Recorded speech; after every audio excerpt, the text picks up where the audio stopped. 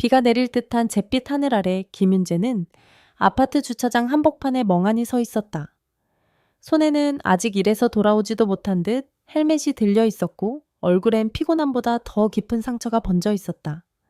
바로 앞 그의 아내 박소연은 젖은 눈동자로 윤재를 바라보고 있었고 그 옆엔 5살 배기 아들 지우가 무슨 일이 일어났는지 모른 채 아빠의 손을 잡고 있었다. 그들의 발밑엔 가방옷까지 아이의 장난감이 흩어져 있었고 그 위로 김윤재의 어머니 이미숙 여사의 날카로운 목소리가 터졌다.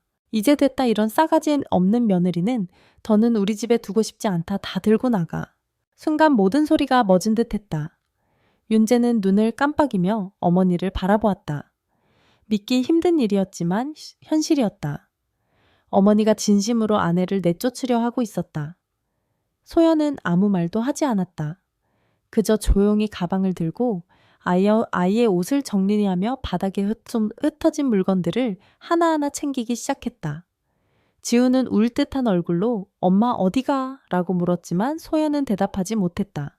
윤재는 어머니에게 다가가 조심스럽게 입을 열었다. 엄마 제발 이건 너무하신 거예요. 소연이는 가족이에요. 하지만 이미숙 여사는 윤재를 향해 손바닥을 휘둘렀다. 짝 타는 소리와 함께 윤재의 뺨에 선명한 붉은 자국이 남았다. 그 순간 고개가 휘청거렸지만 마음이 더 아팠다. 자신을 낳아준 어머니에게 맞는 건 단순한 육체적 고통이 아니라 그들이 함께 쌓아왔던 세월이 갈기갈기 찢어지는 순간 같았다.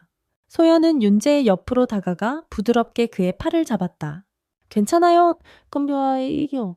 어메이려토와 티고 수험 둘이 나가요. 시험자. 그녀는 눈을 마주치지 않았다. 대신 윤재의 어깨를 살며시 눌렀다. 마치 그곳에 더는 머물 필요가 없다는 듯 이미 마음을 다 접었다는 듯 윤재는 말없이 고개를 끄덕였다. 그리고 아무 말 없이 아내와 아들을 따라 아파트 현관을 나섰다. 현관문이 닫히는 소리가 유난히 컸다. 마치 이 집과의 모든 연결이 끊어지는 소리처럼. 엘리베이터를 타고 내려가며 윤재는 눈을 감았다. 가슴이 무너져 내리는 듯한 통증이 그의 심장을 조여왔다. 어떻게 여기까지 왔을까? 왜 모든 것이 이렇게 된 걸까? 몇 년 전만 해도 그들은 하나의 목표를 향해 함께 달려갔다. 결혼 후 맞벌이로 악착같이 일하며 집을 장만할 꿈을 꾸었다. 부모님 댁 마당에 있던 오래된 단층집을 허물고 모아둔 돈과 대출을 보태어 2층짜리 깨끗한 전원주택을 지었다. 어머니는 그때 분명히 말했다. 네가 이 땅 위에 집을 지어준다니 난 눈을 감아도 여한이 없다. 그 말이 얼마나 고마웠는지 윤재는 눈물이 핑 돌았었다. 그 집이 완공되었을 때 어머니는 고마움에 눈시울을 붉혔고 소연은 한 땀 한 땀 커튼을 달며 주방을 꾸미고 마당에 화분을 놓으며 그곳을 우리 집이라 불렀다. 하지만 동생인 윤재의 남동생 김도연이 여자친구와 함께 부모님 집으로 들어오게 되면서 모든 균형이 무너졌다.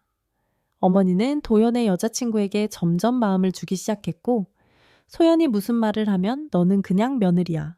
말하지 마. 라며 손사래를 쳤다. 작은 일에도 트집을 잡았고 주방 청소부터 아이 양육까지 모두 간섭하며 소연을 숨막히게 만들었다. 소연은 그 모든 걸 참고 견뎠다. 윤재는 그걸 알았다. 알고 있었지만 중간에서 조율하는 것만으로도 숨이 막혔기에 늘 침묵했다. 하지만 이제는 아니었다.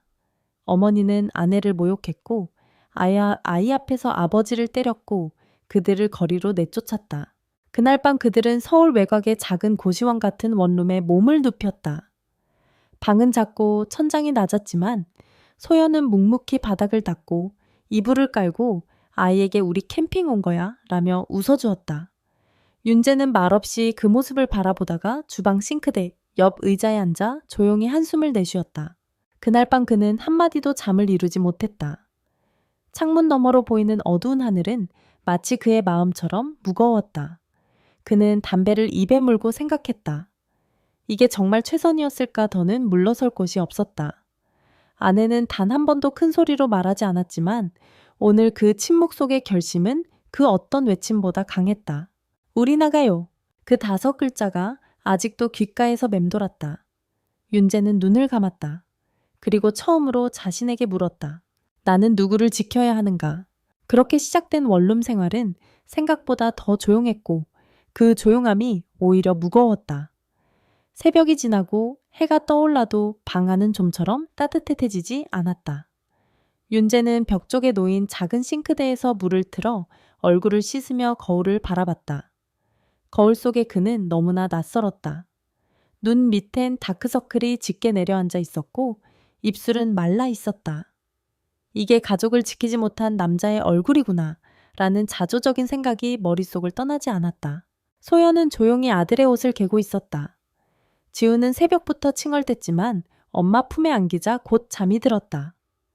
방 한가운데 놓인 조그마한 이불 위 아이는 작고 고운 숨소리를 내며 곤히 자고 있었다. 윤재는 그런 아들의 얼굴을 보며 마음이 찢어졌다. 이 작은 생명은 아무 잘못도 없는데 어른들의 감정 싸움 속에서 가장 큰 대가를 치르고 있었다.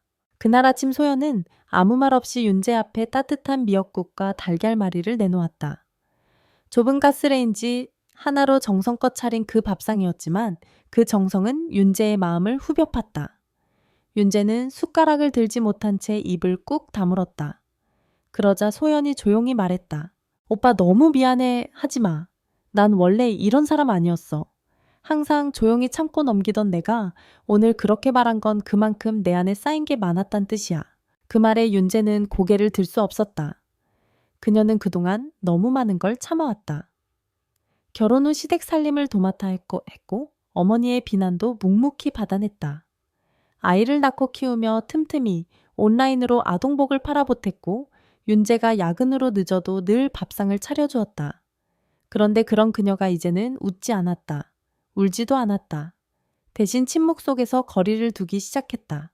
며칠 후 윤재는 다시 회사에 복귀했다. 사무실 책상 위엔 메일이 한가득 쌓여 있었고 팀장은 글을 보자마자 윤대리 얼굴이 왜 그래? 어디 아픈 거야? 하고 물었다. 윤재는 억지로 웃어 보이며 괜찮습니다 라고 대답했다. 하지만 팀장의 말처럼 그의 얼굴엔 기운이 없었고 눈빛엔 의욕이 없었다. 점심시간 함께 일하는 후배 정구가 윤재에게 조심스럽게 물었다. 형, 혹시 가정에 무슨 일 있으세요? 윤재는 잠시 침묵하다가 고개를 끄덕였다. 정우는 더 묻지 않았다. 대신 조용히 커피 한 잔을 책상 위에 올려두고 나갔다. 윤재는 그 커피를 보며 잠시 눈을 감았다. 가끔은 말보다 그저 곁에 있어주는 사람이 더 고마운 법이었다. 퇴근 후 윤재는 마트에 들러 아이가 좋아하는 우유와 딸기잼을 샀다. 소연에게는 작고 소박한 꽃다발을 하나 골랐다. 가격은 저렴했지만 마음은 진심이었다. 방에 돌아왔을 때 소연은 아이를 무릎에 앉히고 색칠놀이를 하고 있었다. 지우는 아빠나 하며 달려왔고 윤재는 아들을 꼭 안아주었다. 소연은 꽃다발을 보고 아무 말 없이 그것을 받아 꽃병 대신 빈 유리컵에 꽂았다. 그러고는 조용히 말했다. 고마워요. 오랜만에 꽃을 봤네요. 그 말에 윤재는 가슴이 철렁 내려앉았다. 오랜만에라는 말 속엔 그동안 소홀했던 시간들이 고스란히 담겨 있었다. 그날 밤 윤재는 다시 잠을 이루지 못했다. 그는 자꾸만 자신에게 질문했다. 내가 왜 이렇게까지 참고 살았을까? 어머니의 말이 전부 옳았던 것도 아니었고 그렇다고 무시할 수 있는 것도 아니었다. 하지만 분명한 것은 아내는 그 모든 것을 혼자 감당해왔다는 것이다. 자신은 항상 중간에서 조율한다고 생각했지만 사실은 어느 쪽도 제대로 지키지 못한 채 시간만 흘려보냈다. 새벽녘 소연이 잠에서 깼다.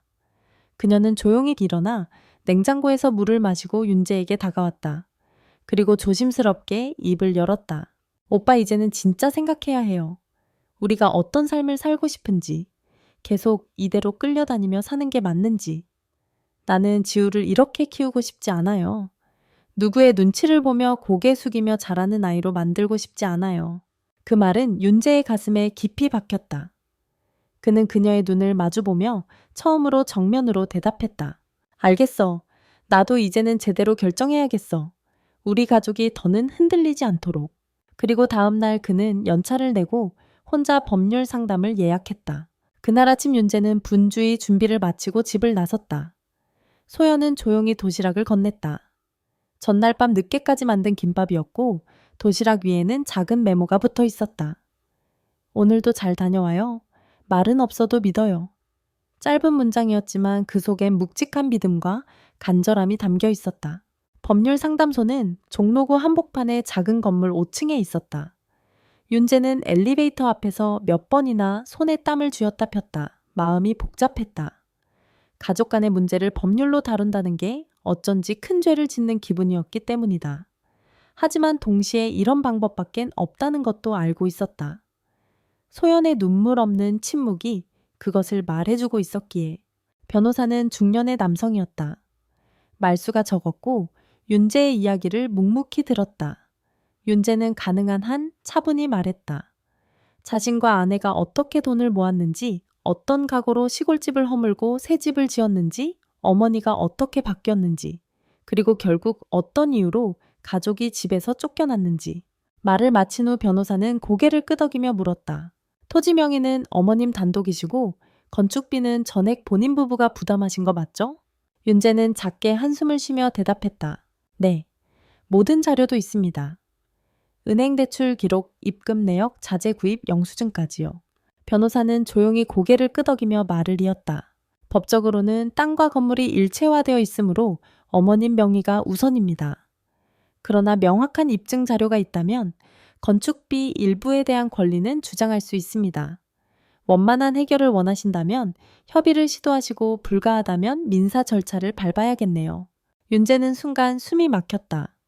어머니와 법정에서 다툰다는 상상은 너무나 잔혹했다. 하지만 동시에 아내의 존엄을 지키는 마지막 수단일 수도 있었다. 그날 밤 그는 소연에게 상담 내용을 설명했다. 그녀는 묵묵히 들었다. 그리고 고개를 끄덕였다. 그럼 이제 어떻게 할 건가요, 오빠? 윤재는 대답하지 못했다. 아니, 아직 준비가 되지 않은 것이었다. 그는 침묵 속에서 그녀의 눈빛을 피했다. 소연은 더 이상 강요하지 않았다. 대신 작은 목소리로 말했다. 난 오빠가 우리 편이길 원했어요. 그저 중립도 아니고 침묵도 아니고 가족이라면 한 명쯤은 날 믿어줘야 하니까. 그 말은 그의 가슴을 깊이 파고들었다. 그는 밤새 침대에 누워 창밖을 바라보았다. 거리는 조용했지만 마음은 소란스러웠다. 오랫동안 윤재는 자신이 효자라고 믿어왔다. 어머니 말이라면 무조건 따랐고 그것이 가정의 평화를 지키는 길이라 여겼다. 하지만 이젠 아니었다. 그는 알고 있었다. 그 침묵이 오히려 가족을 무너뜨리는 길이었다는 걸. 며칠 후 윤재는 큰 결심을 하고 어머니에게 전화를 걸었다. 전화기 너머로 들리는 어머니의 목소리는 평소보다 더 차가웠다. 무슨 일이냐? 또 뭐가 불만이냐? 윤재는 조용히 말을 이었다. 엄마, 우리 그 집 문제 정리해야 해요. 우리가 지은 집이고 우리가 낸 돈이에요. 잠시 정적이 흘렀고 이내 어머니의 목소리가 터졌다. 뭐 그걸 지금 말이라고 하냐? 내가 너 키워서 여기까지 보내놨더니 이제 와서 내 땅에 손을 대겠다는 거냐? 그건 네가 효도를 한다 생각하고 지은 집이지 소유권을 주장할 게 아니야. 윤재는 더는 피하지 않았다. 아니에요, 엄마. 처음엔 저도 그랬죠. 근데 엄마가 우리를 내쫓았잖아요. 그 순간부터 그 집은 단순한 효도의 상징이 아니에요. 우리 가족이 쫓겨난 집이 됐어요. 어머니는 그 자리에서 전화를 끊었다. 윤재는 말없이 수화기를 내려놓았다. 손이 떨렸다. 죄를 짓는 기분이었지만 동시에 이상하게도 마음은 평온했다. 이제야 자신이 해야 할 말을 했다는 사실만으로도 가슴이 덜 무거웠다. 며칠 후 동생 도연이 윤재를 찾았다. 카페 구석자리에서 마주 앉은 동생은 고개를 숙인 채 말했다. 형, 엄마랑 같이 사는 것도 힘들어. 형수님이 그렇게 힘들었단걸. 이제야 알겠어. 윤재는 아무 말 없이 동생을 바라봤다. 도현은 목소리를 낮추어 말했다. 형, 나도 솔직히 그 집에서 나가고 싶어. 형 말이 다 맞아. 엄마가 너무 가혹하셔. 근데 형 마냥 엄마가 사과하면 다시 같이 살 수 있어. 윤재는 잠시 생각에 잠겼다. 그리고 천천히 대답했다. 사과는 의미 있지. 하지만 함께 살 수 있는가는 다른 문제야. 용서한다고 해서 모든 게 예전처럼 돌아가진 않아. 중요한 건 이제 서로 존중하며 사는 거야. 도연은 고개를 끄덕였다. 그 눈빛엔 처음으로 진심 어린 반성이 담겨 있었다. 그날 밤 윤재는 소연에게 말했다. 나 결정했어. 우리 정식으로 대응하자. 그냥 참고 넘기기엔 우리가 잃은 게 너무 많아. 소연은 그를 바라보며 묻는다. 정말 준비됐어요. 그는 단호히 고개를 끄덕였다. 서울 북부 가정법률상담소 3층. 윤재와 소연은 나란히 앉아 있었다. 작은 테이블 위에는 그동안 모아둔 모든 자료가 정리되어 있었다. 집을 지을 당시의 계약서 자재, 영수증, 은행, 대출 기록, 세부 지출 내역서까지. 이 자료들을 꺼내들며 윤재는 처음으로 어깨를 펴고 말했다. 이 모든 건 우리가 직접 모은 기록입니다. 집 짓기 전부터 지금까지 단 한순간도 부모님께 경제적 지원을 받은 적 없습니다. 변호사는 조용히 고개를 끄덕이며 말했다. 자료가 탄탄하네요. 협의부터 시작하는 게 좋습니다. 그쪽에서 거부하면 법적 대응 절차로 넘어갈 수 있습니다. 소연은 조용히 남편의 손을 잡았다. 차가운 손끝. 그 안에 담긴 감정은 단단했다. 예전처럼 무조건 참는 여자가 아니었다. 아이 앞에서 남편 앞에서 자신을 지키고 싶었던 여자였다. 며칠 후 윤재는 어머니를 정식으로 찾아갔다. 이번에는 혼자가 아니었다. 변호사와 동행하여 조율 자리를 요청했다. 어머니는 무표정한 얼굴로 앉아 있었고 동생 도연도 함께 자리했다. 처음엔 침묵이 흐르다가 결국 어머니가 입을 열었다. 네가 이럴 수가 있냐. 법적 조율이 뭐고 변호사가 뭐냐. 부모 자식 사이에 이게 말이 돼. 윤재는 차분히 말했다. 엄마 우리도 사람이에요. 감정이 있어요. 우리가 낸 돈, 우리가 만든 집에서 쫓겨난 건 사실이에요. 법적으로 따지자는 게 아니라 이제는 정확히 정리하고 싶어요. 누가 무엇을 했는지 누가 책임져야 할지. 도연은 그 옆에서 고개를 숙였다. 그는 이미 알고 있었다. 형이 없었다면 자신이 절대 알지 못했을 진실을. 그동안 자신도 모르게 받아왔던 특혜와 무게 없는 동생의 역할이 이제는 부끄러워졌기 때문이었다. 변호사는 조용히 문서를 꺼냈다. 합의한 초안이었다. 집의 건축 비용에 대한 일부 보상을 요구하는 형식이었다.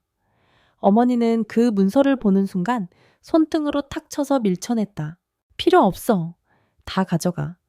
난 그 집 쳐다도 보기 싫다. 내 손에서 나간 순간부터 그 집은 없는 거야. 그 말은 분노이자 포기였다. 동시에 윤재는 무언가 확신했다. 어머니는 사실 이미 마음이 움직이고 있었다. 그러나 인정하기 싫었던 것이다. 자존심 체면 어른의 권위. 모든 것이 그녀의 입을 막고 있었던 것이다. 그날 밤 소연은 말없이 남편에게 밥을 차려주었다. 평소보다 훨씬 조용한 식사 시간. 윤재는 젓가락을 놓고 말했다. 소연아, 나 이제야 알겠어. 우리가 왜 이 고생을 했는지. 그동안 네가 왜 그렇게 힘들어했는지도. 소연은 고개를 들지 않았다. 대신 밥알을 천천히 씹었다. 그 속에서 윤재는 처음으로 그녀에게 다가갈 수 있었다. 이 부부 사이의 조용한 화해는 그렇게 말없이 이루어졌다. 며칠 후 동생 도연이 윤재를 찾아왔다. 이번엔 스스로 연락해온 것이었다. 형, 엄마가 집 얘기 너는 안 꺼내. 내가 보기엔 많이 생각하시는 것 같아. 윤재는 고개를 끄덕였다. 사람이 바뀌는 건 어렵지. 하지만 시간이 필요하긴 해. 도연은 약간 머뭇거리다가 말했다. 나도 이제는 엄마랑 떨어져 살고 싶어. 형수님이 당한 일 이제야 조금은 이해해. 그래서 나도 내가 해야 할 몫은 지고 싶어. 그 말에 윤재는 가슴이 찡해졌다. 자신이 그토록 원했던 건 바로 이런 이해였다. 강요가 아닌 자발적인 공감 억지가 아닌 진심. 그날 밤 윤재와 소연은 나란히 앉아 지우가 잠든 모습을 바라보았다. 작은 숨결 고른 호흡, 그리고 아예 옆에 놓인 알록달록한 그림책 한 권. 윤재는 조용히 말했다. 나 더는 후회하지 않기로 했어. 우리가 지켜야 할 사람은 여기 있어. 소연은 고개를 끄덕이며 작게 말했다. 그리고 나는 그런 오빠 옆에 있을게요. 윤재와 소연은 마침내 작은 방새집을 계약했다. 서울 외곽의 낡은 단독주택 2층짜리 건물의 1층 일부를 개조한 공간이었다. 벽지는 군데군데 벗겨져 있었고 욕실엔 곰팡이 냄새가 났으며 창문 틈 사이로 찬바람이 들어왔다. 하지만 햇빛이 들었고 아이가 조금은 뛰어놀 수 있는 마당이 있었다. 그리고 무엇보다 그곳은 쫓겨난 곳이 아니라 스스로 선택한 시작이었다. 이사 첫날 소연은 진공 청소기를 돌리고 윤재는 벽에 박힌 못을 빼내며 새 커튼을 달았다. 지우는 골판지 상자를 로봇 삼아 뛰어다녔다. 모두가 땀에 젖었지만 그 땀 냄새마저 어쩐지 따뜻하게 느껴졌다. 우리 집 냄새 같아. 소연이 웃으며 말했다. 윤재는 멈칫했다. 그 말엔 집값이나 평수가 아니라 내가 원하고 만든 곳이라는 소중한 감정이 담겨 있었다. 생활은 여전히 빠듯했다. 윤재는 건설회사 일을 그만두고 집 근처의 소규모 리모델링 업체에 취직했다. 급여는 줄었지만 저녁마다 가족과 함께 식사할 수 있는 시간이 생겼다. 소연은 아이를 어린이집에 보내고 남는 시간에는 온라인 쇼핑몰을 다시 열었다. 메맨키즈라는 이름의 작고 소박한 쇼핑몰. 손수 포장하고 직접 사진을 찍고 고객 문의에 하나하나 답장했다. 밤이 깊으면 거실 한 구석 작은 탁자에서 둘은 마주 앉았다. 윤재는 못질한 손으로 택배 박스를 접었고 소연은 그 옆에서 스티커를 붙이며 말했다. 오빠 이렇게 다시 시작하니까 신혼 초 생각난다. 그땐 이불도 없이 살았잖아요. 겨울엔 라면에 김치만 있어도 맛있었고. 윤재는 조용히 고개를 끄덕였다. 그 시절이 그립기도 하고 안쓰럽기도 했다.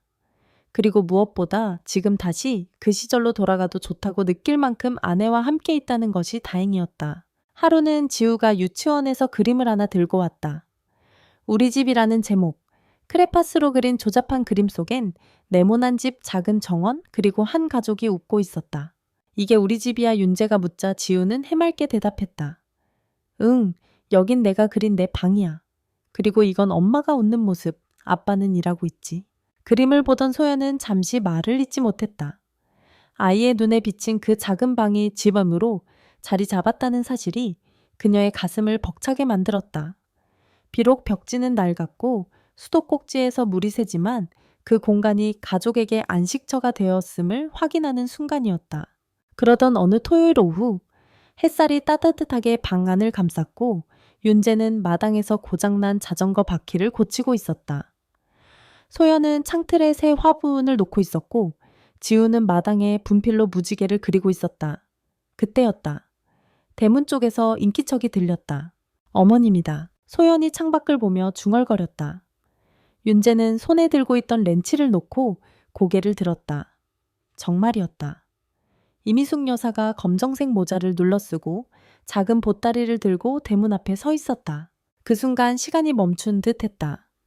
윤재는 천천히 문을 열었고 어머니와 마주섰다. 왜 오셨어요, 엄마? 이미숙 여사의 얼굴은 예전보다 초췌해 보였다. 화장을 하지 않은 얼굴엔 주름이 더 깊어졌고 두 눈은 피곤함으로 가득했다. 하지만 그녀는 말없이 보따리를 내밀었다. 안에는 아이를 위한 간식 손수짠 조끼, 그리고 그 옛날 집에서 쓰던 작은 찻잔 하나가 들어있었다. 어차피 옷장에 있어도 안 입을 거다. 이거 지우 입히든지 말든지.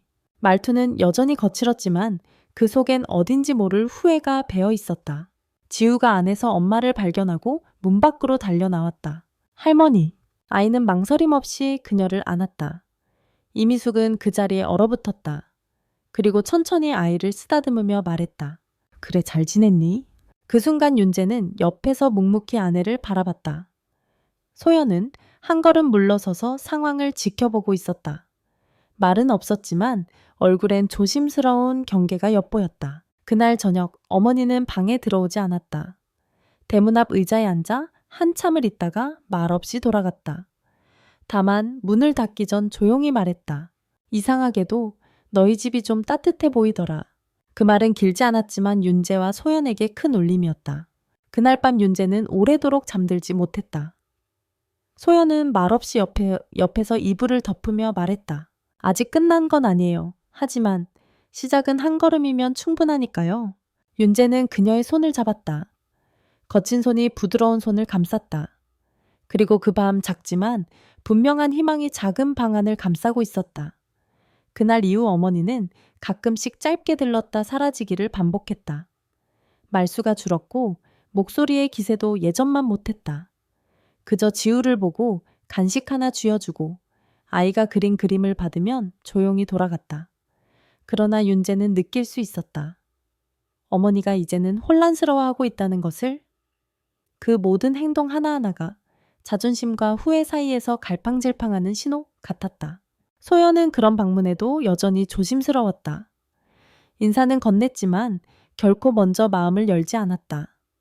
오래 쌓인 상처는 말 몇 마디로는 쉽게 회복되지 않는다는 걸 그녀는 누구보다 잘 알고 있었다. 그러던 어느 비 오는 오후, 윤재가 퇴근하자마자 현관 앞에 누군가 서 있었다. 비닐우산을 쓴 채 검정 쇼핑백을 손에 든 어머니였다. 윤재는 잠시 멈칫했다.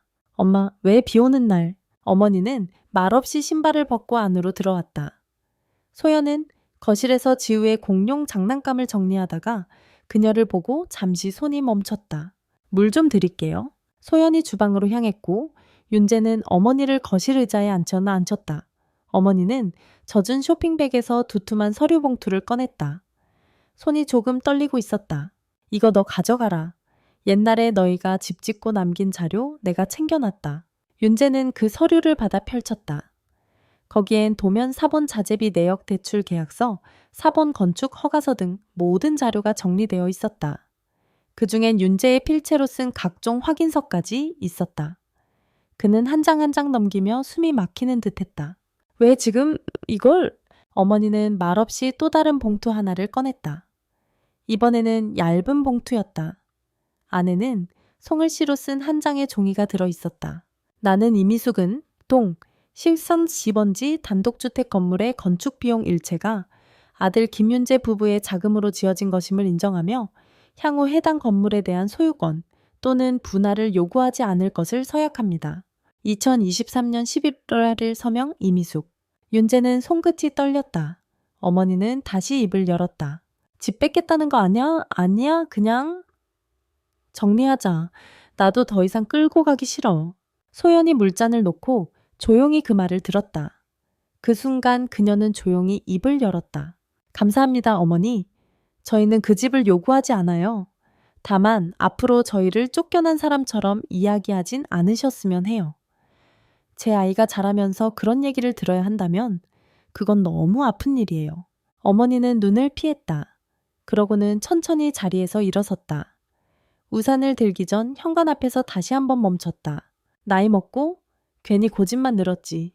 늦게라도 이런 말 하게 돼서 다행이라고 생각해야 하나? 그리고 조용히 문을 닫고 나갔다. 빗소리만 남았다. 윤재는 손에 든 봉투를 바라보았다. 그것은 단지 종이 몇 장이 아니었다.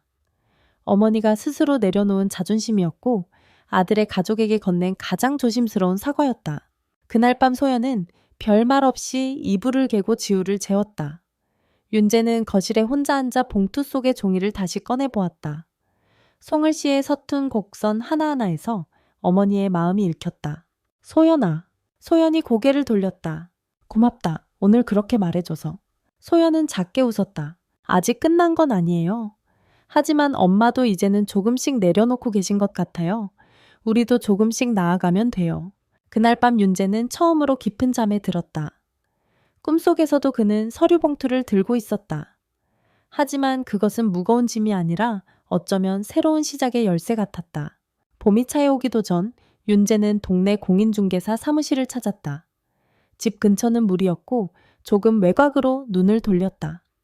경기도 남양주시의 한 시골 마을 오래전부터 개발 계획이 보류된 채 조용히 존재하는 동네였다. 거기 작은 밭 옆에 방치된 땅 한 필지가 매물로 나와 있었다. 땅값은 서울과 비교할 수도 없이 저렴했고 더군다나 근처엔 초등학교도 있었다. 여기서 다시 시작할 수 있을까? 윤재는 혼잣말처럼 중얼이며 그 땅을 바라보았다. 며칠 뒤 부부는 그곳을 계약했다. 대출을 최대한 줄이기 위해 그동안 쌓아온 적금과 소연의 쇼핑몰 수익을 총동원했다. 서류에 도장을 찍을 때 윤재는 소연의 손을 꼭 잡고 말했다. 이번엔 누구에게도 빼앗기지 않을 우리 집이야. 그 말을 들은 소연은 고개를 끄덕이며 눈을 감았다. 새로운 땅에 첫 삽을 뜨기. 전날 밤 윤재는 손수 목욕 재개하듯 샤워를 하고 머리를 단정히 빗었다. 그는 지우에게 말했다. 내일은 우리 가족의 진짜 집이 시작되는 날이야. 네가 어른이 되었을 때도 기억할 수 있게 꼭 마음에 새겨두자. 지우는 눈을 반짝이며 물었다. 그럼 내가 집 주인이야? 소연이 웃으며 대답했다. 당연하지. 이 집은 우리 모두가 주인인 집이야. 다음날 하늘은 눈부시게 맑았다. 마당 끝에 윤재는 조그만 재단을 차렸다. 그 위엔 과일 몇 개와 컵라면 하나, 그리고 향 하나를 꽂았다. 어릴 적부터 아버지가 그랬듯이 집을 지을 때는 간단한 고사를 지냈다. 윤재는 두 손을 모아 기도했다. 부디 이 집만큼은 웃음이 떠나지 않게 해주세요. 소영과 지우도 함께 손을 모았다. 바람이 불었다. 오래전 그들이 처음 결혼하고 자취방에 살던 그 봄날의 바람과 닮아 있었다. 그렇게 작은 집의 공사가 시작됐다.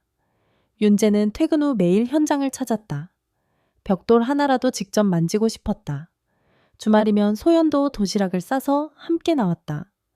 지우는 흙을 장난감 삼아 놀았고 가끔은 나무 조각으로 집 모형을 만들어 자기 방이라며 뽐냈다. 여기엔 침대 놓고 여기엔 공룡 인형, 그리고 여기엔 커다란 창문이 있어야 해. 아이의 손짓은 마치 건축가 같았다. 소연은 그 옆에 앉아 그림을 그렸다. 거실과 주방, 구조가구, 배치 화분 놓을 자리까지. 종이에 그려진 그림은 어느새 그들의 진짜 꿈이 되어 있었다.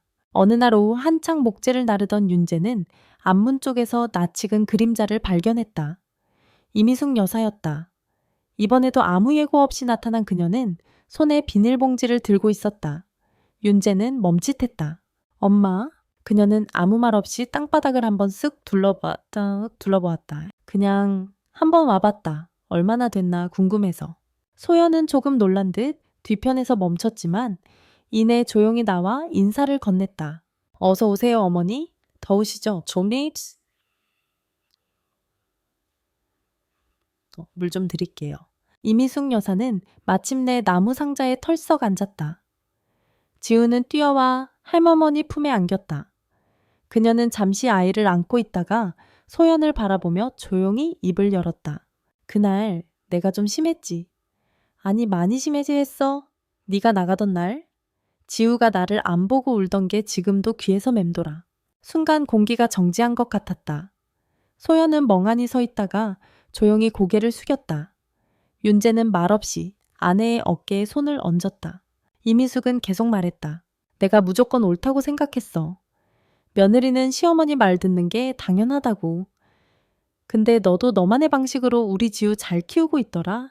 인정해야겠더라. 지우는 할머니의 손을 잡고 말했다. 할머니 우리 집 멋지지. 여기 내가 좋아하는 방 생겨. 그 말에 이미숙 여사는 미소를 지었다. 미세한 떨림이었지만 분명한 미소였다. 그날 오후 그녀는 함께 도시락을 나눠 먹었다. 조용히 손수 포장해 온 김밥과 달걀말이를 꺼냈고 소연은 아무 말 없이 받아들였다. 해질 무렵 어머니는 공사 현장을 한 바퀴 더 돌고 나서 말했다. 이 집 꼭 완성해라. 나중에 지우가 기억할 수 있게. 그녀가 떠나고 난 뒤 소연은 윤재에게 조용히 말했다. 오빠, 엄마 오늘 진짜 많이 바뀌셨어요.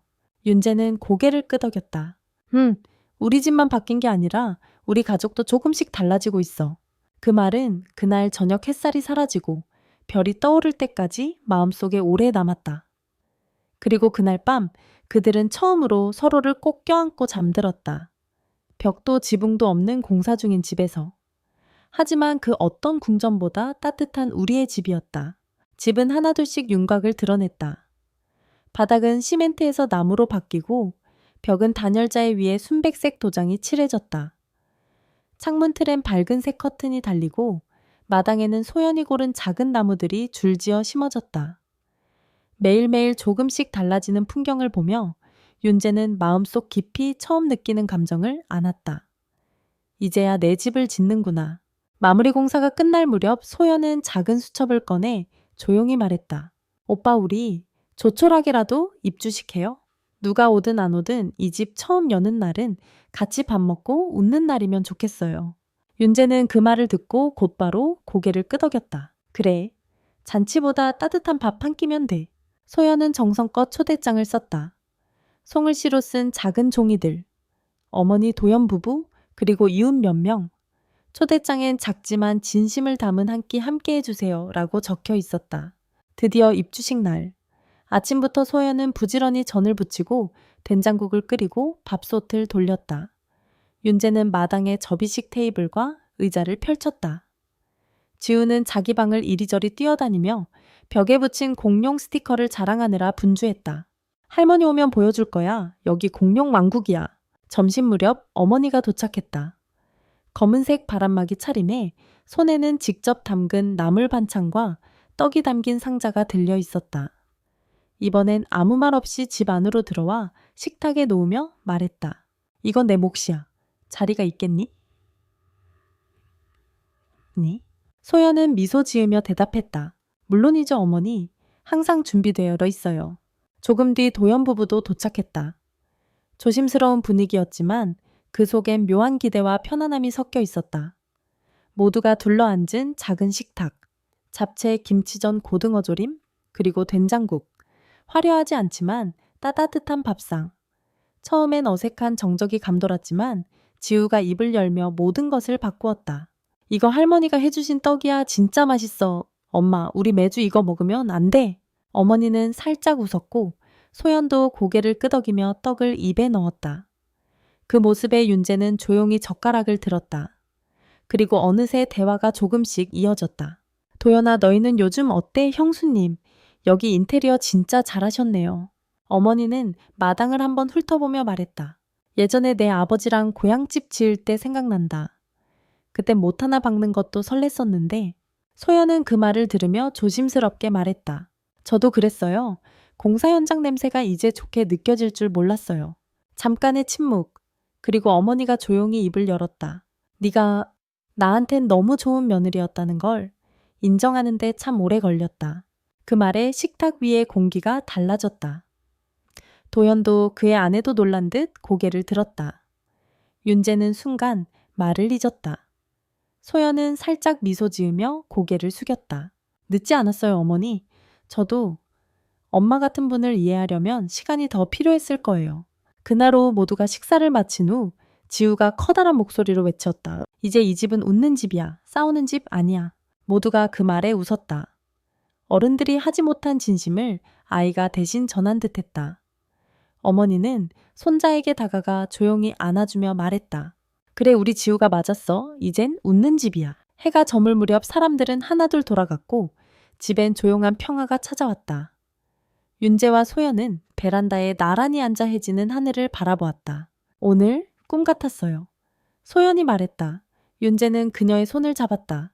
이 집은 꿈에서 깨어나도 남아있을 집이니까. 그날 밤 지우는 자기 방 침대에서 이불을 덮고 잠들었다. 방 안벽에 비치는 조명의 그림자가 고요하게 흔들렸다. 윤재와 소연은 처음으로 서로를 바라보며 속삭였다. 정말 우리 잘 해냈다. 입주식 이후 집은 정말 집이 되었다. 아침이면 창가로 햇살이 스며들었고 저녁이면 지우의 웃음소리가 주방까지 울려 퍼졌다. 윤재는 매일 출근길에 마당에 피어오른 민들레를 바라보며 말했다. 우리 집은 살아있다. 그 말에 소연은 웃었고 지우는 고개를 갸웃하며 물었다. 집이 어떻게 살아있어요?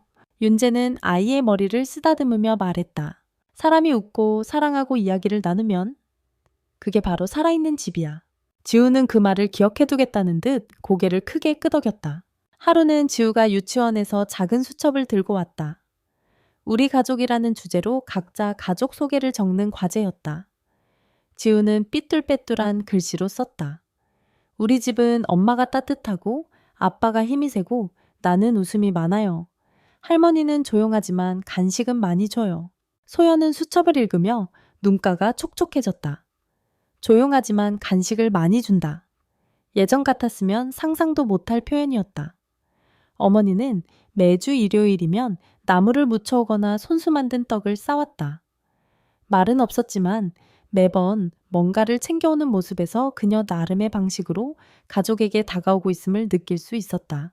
그러던 어느 날 예상치 못한 일이 벌어졌다. 윤재가 퇴근하던 길에 도연에게서 전화가 왔다. 형, 큰일 났어. 엄마가 오늘 넘어졌어. 윤재는 가슴이 철렁 내려앉았다. 바로 병원으로 달려가 보니 어머니는 응급실에서 깁스를 하고 있었다. 넘어지며 팔목이 골절된 것이었다. 의사는 노인성 골다공증이 진행 중이라며 당분간 일상생활이 어렵다고 말했다. 소연도 아이를 데리고 병원에 왔다. 윤재와 도연은 걱정스러운 눈빛으로 침대 옆에 앉았고 어머니는 예전처럼 고집을 부리지 않았다. 대신 조용히 말했다. 이제 나도 누군가 필요하다는 걸 인정해야겠더라. 그 말에 윤재는 묵묵히 어머니의 손을 잡았다. 그리고 소연을 향해 눈을 돌렸다. 그녀는 천천히 고개를 끄덕였다. 그날부터 소연은 어머니의 식사와 약을 챙기기 위해 자주 병원에 들렀다. 간호사는 말했다. 며느님이세요. 매번 꼼꼼하게 챙기시네요. 어머님이 자주 자랑하세요. 소연은 웃었다. 자랑이요, 설마요. 하지만 마음 한구석이 묘하게 따뜻해졌다. 어머니는 예전과 달리 묵묵히 치료에 응했고 퇴원 후엔 윤재네 집에서 당분간 지내게 되었다. 그 첫날 밤 어머니는 거실에 놓인 작은 화병을 보며 말했다. 이 꽃은 네가 고른 거냐? 소연은 고개를 끄덕이며 말했다. 지우랑 시장 갔다가 아이가 고르더라고요. 할머니한테 어울린다고. 그 말에 어머니는 잠시 꽃을 바라보다가 조용히 말했다. 그래? 이제는 나도 조금은 부드러워져야겠지. 며칠 후 소연은 어머니에게 찹쌀죽을 끓여 드렸다. 평소보다 조금 달게 끓인 그 죽을 어머니는 다 먹고 나서 말했다. 나 젊었을 땐 왜 그렇게 부드러운 말을 못했을까? 항상 이겨야만 했어. 시어머니니까, 어른이니까. 근데 사실 나도 두려웠던 것 같아. 내 자식들이 나 없이도 잘 살까봐. 그래서 더 붙잡으려고 했나봐. 가만하다 전디제에 더 쳤더려고 했나봐. 그 말에 소연은 숟가락을 멈췄다. 눈물이 울컥 치밀었지만 그녀는 고개를 숙인 채 조용히 대답했다. 저도 어머니가 제 편이길 바랐어요. 가족이니까요. 어머니는 손을 내밀어 소연의 손등을 살짝 감쌌다. 그 장면을 우연히 지켜보던 윤재는 다시 한번 깨달았다. 상처는 시간만으로 낫지 않는다. 그 위에 따뜻한 손길이 닿을 때 그제야 아물기 시작하는 것이다. 그날 밤 지우는 잠자기 전 어머니 방에 들어가 말했다. 할머니 내 방에 자요. 오늘은 나랑 같이 자요. 어머니는 놀라며 말했다. 할머니는 침대 작아서 못 자. 그러자 지우는 당당히 말했다. 괜찮아요. 저매어 귀에 남게 꼭 끌어안고 잘 거예요. 결국 그날 밤 두 사람은 함께 지우 방에 누워 잠이 들었다. 그리고 그 조용한 방 안엔 두 세대의 시간이 고요히 교차했다. 마치 잃어버렸던 무언가가 다시 제자리로 돌아온 듯 겨울이 오기 전 집은 완전히 자리 잡았다. 마당에는 감나무 하나가 서 있었고 그 아래엔 지우가 주워온 나무집들이 쌓였다. 소연은 가을 햇살 아래에서 말린 고사리를 묶고 있었고 윤재는 처마 밑에 조명을 설치하고 있었다. 밤이 되면 작은 전구 불빛이 하나둘씩 반짝였고 그 불빛 아래서 가족은 서로의 하루를 나눴다. 오늘은 주문이 10건이나 들어왔어요. 소연의 목소리는 피곤했지만 기뻤다. 오늘은 작업 현장에서 팀장님한테 칭찬받았어. 윤재도 웃으며 대답했다. 나녀 유치원에서 한글 딱지 게임 1등 했어요. 지우는 팔을 번쩍 들며 자랑했다. 작고 평범한 대화들이 저녁 공기 속에 녹아들었다. 그 공기엔 더 이상 불편함도 숨겨야 할 감정도 없었다. 오로지 지금 이 순간을 함께 살아가는 사람들의 따뜻함만이 있었다. 설날이 다가오자 소연은 대청소를 시작했다. 창문을 닫고 바닥을 밀고 이불을 털었다. 윤재는 아버지 제사상을 준비하고 마당에 놓을 커다란 항아리를 닦았다. 지우는 달력을 넘기며 날을 세웠다. 설날엔 떡국 먹는 거죠. 그럼 나 1살 더 먹는 거예요. 소연은 웃으며 대답했다. 그래서 새해 아침엔 꼭 웃어야 돼. 그럼 그 해가 복으로 가득하대. 설날 아침 어머니는 새 한복을 입고 마당으로 나왔다. 손에는 직접 지은 찹쌀떡과 참기름 묻힌 나물 몇 가지가 담긴 반찬통이 들려 있었다. 소연은 놀라며 말했다. 어머니 이거 다 직접 하셨어요. 나도 며느리였을 땐 했어. 요즘엔 늙으니 티 낼까봐 안 했는데 올해는 해보고 싶더라. 소연은 조용히 반찬을 받아들고 식탁에 올렸다. 아이는 고사리 같은 손으로 할머니에게 새해 인사를 드렸다. 할머니 새해 복 많이 받으세요. 이미숙 여사는 울컥한 표정으로 지우의 머리를 쓰다듬었다. 그래 우리 지우도 건강하게 자라렴. 윤재와 소연은 나란히 서서 절을 올렸다. 어머니는 그 절을 받으며 처음으로 이런 말을 했다. 고맙다. 너희 덕분에 이 집이 다시 오미 이 집이 다시 따뜻해졌다. 그 말은 새해 첫 아침 떡국보다도 더 따뜻한 음식 같았다. 모두가 조용히 웃었고 거실 한편에서 조명이 반짝였다. 그날 저녁 가족은 모여 앉아 옛 사진첩을 펼쳤다. 어린 윤재가 종이 비행기를 날리던 사진 소연이 처음 명절 음식을 만들던 모습 지우가 태어났을 때 첫 돌 사진까지. 페이지를 넘길수록 눈가가 촉촉해졌고 누구보다 어머니가 가장 많이 웃었다. 이 사진, 내 아버지도 저런 표정을 지었었지. 항상 무뚝뚝했는데 말이야. 윤재는 그 말에 조용히 고개를 끄덕였다. 저도 그랬어요. 표현이 서툴렀던 거죠. 하지만 이제는 배워야 해요. 가족이란 표현해야 지켜지니까요. 어머니는 한참을 바라보다가 소연을 향해 말했다. 네가 우리 가족을 지켜줬어. 난 네가 떠났을 때 다 무너질 줄 알았는데 오히려 네가 그 중심을 다시 세웠더라. 소연은 눈물을 닦으며 고개를 숙였다. 그녀는 대답 대신 찻잔을 조심스럽게 어머니 앞에 밀어놓았다. 그 찻잔은 옛집에서 가져온 유일한 물건이었고 지금은 매일 아침 그녀가 가장 먼저 사용하는 물건이 되었다. 밤이 깊어갈 무렵 마당에 불빛이 남아 있었다. 윤재는 베란다에 서서 하늘을 바라보았다. 별이 많지 않은 겨울 하늘이었지만 하나하나가 선명했다. 소연이 옆에 다가와 조용히 말했다. 여기가 우리가 시작한 곳이네요. 다 버리고 나왔던 그날 여기까지 왔어요. 윤재는 그녀의 손을 꼭 잡았다. 우린 아무것도 없었던 게 아니야. 우리가 서로를 놓지 않았다는 게 전부였어. 지우가 졸린 눈을 비비며 베란다로 나왔다. 엄마 아빠, 나 별 보고 싶어요. 윤재는 아이를 안고 말했다. 봐봐, 저기 저 별은 우리 가족 별이야. 절대 사라지지 않아. 세 사람은 그렇게 조용히 하늘을 올려다보았다. 그리고 그 밤 따뜻한 숨결이 집 안가득 퍼졌다. 그곳엔 더 이상 상처도 오해도 외로움도 없었다. 오직 사랑과 함께 살아가는 사람들만 있을 뿐이었다. 그날 밤 모두가 잠든 후 나는 거실 조명만 켜놓고 소파에 앉아 조용히 이 긴 여정을 떠올렸다. 우리가 겪은 일들은 어쩌면 어떤 집에서도 벌어질 수 있는 일이었고 또 그만큼 흔하지 않은 감정의 골들이기도 했다. 하지만 분명한 건 그 모든 순간이 우리 가족을 지금 이 자리에 데려다 주었다는 사실이다. 그리고 지금 이 이야기를 듣고 계신 여러분께 묻고 싶습니다. 당신은 지금 어디쯤에서 누구를 위해 참고 계신가요? 혹시 당신도 누군가 사이에서 외주를 타듯 흔들리고 있지는 않나요? 오늘 제가 들려드린 이 이야기처럼 때로는 고집보다 이해가, 침묵보다 한마디 진심이 누군가를 바꾸고 삶의 방향을 바꿀 수 있습니다. 그 변화는 어쩌면 아주 조용히 늦은 밤 창밖에 불이 하나 켜지는 것처럼 다가올지도 모릅니다. 지금까지 이 긴 이야기를 함께 걸어와 주신 모든 분들께 감사드립니다. 혹시 이 이야기 속에서 당신의 이야기와 닮은 장면이 있었나요? 만약 있다면 지금 이 순간 댓글로 당신의 마음을 나눠주세요. 부모님과의 거리 배우자와의 갈등 혹은 자식 앞에서 감춰야 했던 감정. 무엇이든 괜찮습니다. 당신의 진심은 누군가에게 큰 위로가 될 수 있습니다. 그리고 이 영상이 혹시 누군가에게 닿았으면 좋겠다는 생각이 드신다면 공유해주세요. 지금 누군가는 이 밤에도 누군가의 이해를 갈망하며 혼자 소파에 앉아 있을지도 모르니까요. 당신의 이야기도 당신의 눈물도 이곳에서는 절대 작지 않습니다. 저는 가족이란 함께 만들어가는 것이라 믿습니다.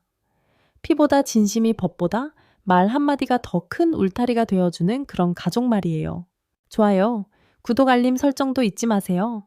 당신의 응원이 이 이야기를 더 멀리 더 많은 이들에게 전할 수 있게 해줍니다. 그럼 우리는 또 다음 이야기에서 만나요. 그땐 또 다른 가족의 속마음을 들려드릴게요.